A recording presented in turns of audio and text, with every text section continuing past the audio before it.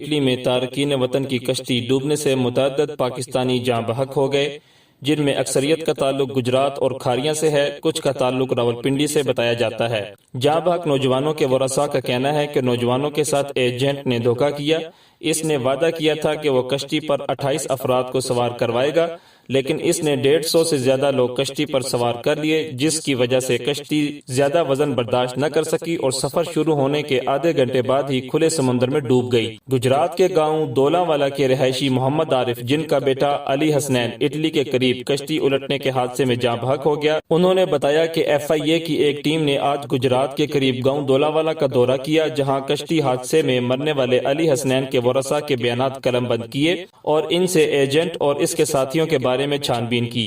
FIA کی team کا کہنا تھا کہ وہ فی الحال معلومات اکٹھی کر رہے ہیں، جس کی روشنی میں ایجنٹ کے خلاف قانونی کارروائی کی جا سکے گی۔ دولاں والا کے رہائشی محمد عارف پیشے کے لحاظ سے کاشتکار ہیں۔ انہوں نے بتایا کہ ان کے بیٹے حسنین کی عمر 22 سال تھی اور وہ بسلسلہ روزگار 1 سال سے دبئی میں مقیم تھا، جہاں وہ مزدوری کرتا تھا، تاہم ان دنوں وہ دبئی میں کام کاج نہ ملنے کے باعث پریشان تھا۔ حسنین کا رابطہ گجرات کے ایک ایجنٹ سے ہوا، جس نے اسے یورپ بھجوانے کی آفر کروائی۔ میرا بیٹا اس ایجنٹ کی باتوں میں آ گیا۔ انہوں نے بتایا کہ ایجنٹ نے کچھ رقم علی حسنین سے ایڈوانس لی، باقی 20 لاکھ روپے اٹلی پہنچنے پر اسے ادا کیے جانے تھے۔ علی حسنین نے مجھے فون کر کے کہا تھا کہ جب میں اٹلی پہنچ کر آپ کو فون کال کروں تو آپ نے ایجنٹ کو گجرات میں 20 لاکھ روپے ادا کر دینے ہیں۔ انہوں نے مزید بتایا کہ ہمارا اپنے بیٹے کے ساتھ 17 فروری کو رابطہ ہوا، جس نے بتایا کہ وہ آج دبئی سے لیبیا پہنچ گیا ہے اور یہاں سے شپ کے ذریعے اٹلی جائے گا۔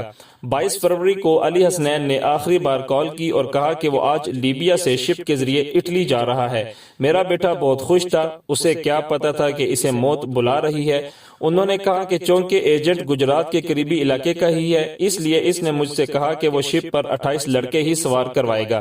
اس سے زیادہ ہرگز شپ پر سوار نہیں ہوں گے، لیکن ایجنٹ نے ہمیں دھوکہ دیا اور 150 سے زیادہ لوگوں کو شپ پر سوار کر لیا۔ ہمیں ملنے والی اطلاعات کے مطابق یہ شپ صرف آدھا گھنٹہ ہی چلا، جس کے بعد ڈوب گیا اور جو 40 سے زیادہ لاشیں نکالی گئیں، ان میں میرے بیٹے علی حسنین کی لاش بھی شامل ہے۔ انہوں نے کہا کہ ایجنٹ نے دوسرا دھوکہ ہمیں یہ دیا کہ کشتی حادثہ کے اگلے روز یعنی 23 فروری کو اس نے ہمیں فون کر کے اطلاع دی کہ آپ کے بیٹے سمیت کشتی میں سوار تمام افراد کو پولیس نے گرفتار کر لیا ہے۔ ہم اس بات سے پریشان تھے کہ اگلے روز ہمیں ٹی وی چینلز کے ذریعے پتہ چلا کہ لڑکے ڈوب گئے ہیں اور لاشوں کی تصاویر دیکھیں تو میرے بیٹے کی فوٹو بھی ان میں شامل تھی۔ انہوں نے مزید کہا کہ میت پاکستان واپس لانے کے بارے میں ابھی ہمیں کچھ نہیں پتا اور بتایا کہ ہم اپنے بیٹے کی لاش کے لیے تڑپ رہے ہیں۔ ہماری وزیر اعظم شہباز شریف سے درخواست ہے کہ ہمارے بیٹے کی لاش ہمیں پہنچائی جائے۔ پاکستان میں گزشتہ کچھ مہینوں میں مہنگائی کے بڑھنے اور پاکستانی کرنسی کے گرنے کے باعث